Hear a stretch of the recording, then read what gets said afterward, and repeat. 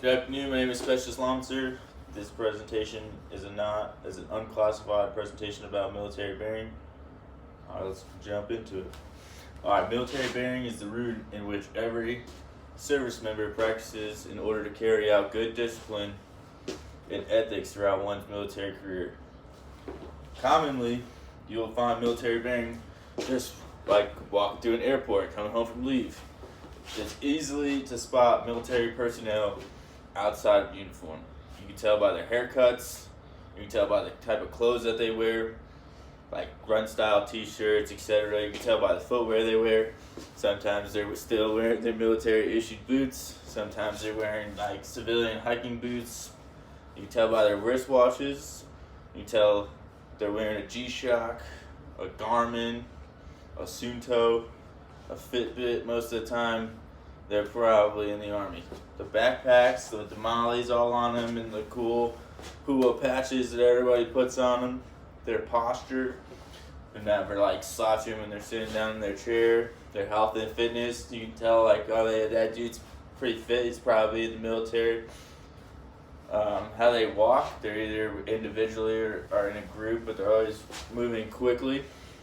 Situational awareness, they're always aware of their surroundings. Military bearing can also be found throughout Army regulations like creeds, like the soldier's creed, the infantryman's creed, the creed of the non-commissioned officer. It illustrates how service members should conduct themselves on a daily basis in a professional manner, in a professional environment. Also, you can see military bearing portrayed through the Army values like loyalty, bearing true faith and allegiance to the United States Constitution, the Army, your unit, and other soldiers around you. Bearing true faith and allegiance is a matter of believing and devoting yourself to something or someone. A loyal soldier is one who supports their leadership and stands up for their fellow soldiers. By putting on this uniform every day, you are expressing your loyalty to the Army. And by doing your share, you're showing your loyalty to your unit. Alright, next Army value is duty. Fulfilling your obligations is doing your duty, which means you're carrying out the assigned task for that day. Meaning, duty means that you have the ability to accomplish a task as part of a team, which the Army is a team-based system. Because the Army works in a combination of missions, tasks, and responsibilities, all in constant motion. Our work entails building one assessment onto another. You fulfill your obligations as part of your unit every time you resist temptation to take shortcuts that might undermine the integrity of the final product. Respect.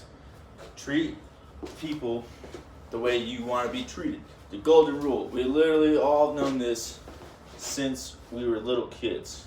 And now it's in the soldier's code that we pledge to treat others with dignity, respect, while expecting others to do the same back to us. If I respect you, I expect respect in return. Respect allows us to appreciate the best in other people. Respect is trusting that all people have done their jobs and fulfilled their duty. And self-respect is a vital ingredient in the Army value of respect, which results from knowing that you have put forth your best effort. The Army is one team, and each of us has something to contribute. One team, one fight. Next, selfless service. Put the welfare of the nation, the Army, the subordinates, before your own. Selfless service is larger than just one person. It is serving your entire country. You are doing your duty without thought of recognition or gain. The basic building block of selfless service is commitment of each team member looking a little further, enduring a little longer, and looking a little closer to see if he or she can add effort some way or somehow. Next is honor. The nation's highest military award is the Medal of Honor. The award goes to the soldier who makes the honor of making it a daily living.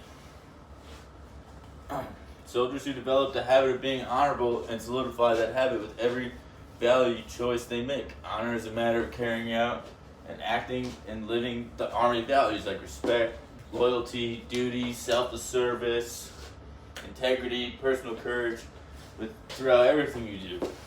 Alright, now let's get into integrity. You do what's right, legally and morally. On post, off post, on duty, off duty. Wearing the uniform, not wearing the uniform. It requires that you do and say nothing that deceives others. As your integrity grows, so do the trust other people place in you. The more choices that you make based on integrity, the more highly praised value will affect your relationships with your family and your friends, and finally the fundamental acceptance of yourself. Personal courage. Face fear, danger, adversity, physical and moral. Personal courage has long been associated with our Army. With physical courage is a matter of enduring physical distress, at times risking personal safety. Facing moral fear or adversity may be a long, slow process of continuing forward on the right path, especially if those actions is not popular with others. You can build your own personal courage by daily standing up for acting upon the things that you know are honorable. Each service member took an oath to sacrifice his or her life. The only thing that makes us different is the rank or position that we hold. This is where military bearing and professionalism come into the workplace, because without respect,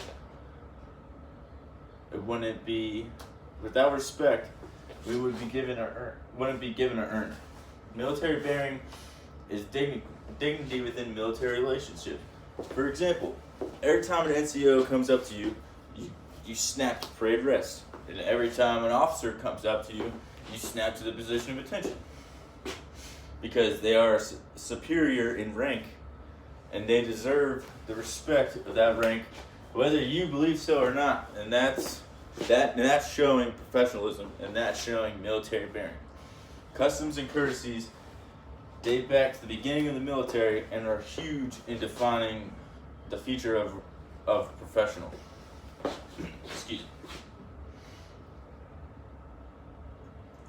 me. Also, losing military bearing in the workplace can be punishable by UCMJ action. Are there any questions at this time?